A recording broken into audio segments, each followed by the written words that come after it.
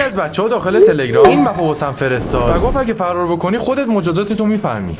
من روی این تخت بیدار شدم و یه نگاهی به این زندان انداختم. اگه این ترپدور رو ببندم وارد جریان آب میشم و اگه همین مسیر رو مستقیم برم قبل اینکه به پایانش برسم نفسم تموم میشه و میمیرم. خب بعد یه راه حلی پیدا کنیم. اینجا دیگه چی نوشته؟ اگه فرار کنی باید بچه‌ها لایک کنن. ببینیم دیگه بچه‌ها خفنن خودشون لایک میکنن. این چسته دیگه چیه؟ اوه کلی وسایل خفن. یه چیزایی داره به ذهنم میرسه. اول از همه کرافتینگ تیبل رو میذاریم. یه دونه برونگ استند درست میکنیم. بقیه بلیز رادام میکنیم بلیز پادر. میذاریم اینجا. این گلاس پاتله رو پر آب میکنم. میذارمش اینجا. ندروارتو میزنم بهش. اینم از بلیز پادر. ساب میکنم که معجون درست بشه. الان یه دونه آکوارد پوشن داریم. یه دونه فیشینگ راد و الان میدونی وقت چیه؟ ماهیگیری. من باید پاپر فیش رو دست بیارم و به دست آوردن پاپر فیش فقط 13% امکان پذیره که من بعد از تلاش 4 گرفتمش. حالا برمیگردم اینور اینو بهش اضافه میکنم. این ترکیب بهمون پوشن واتر بریتینگ میده. اونو برش میدارم و یام یامش میکنم. و سری تا وقت اون نشده میرم این تو. برو از اونجایی که قول دادی اگه بتونم فرار کنم باید لایک بکنی. برو بریم.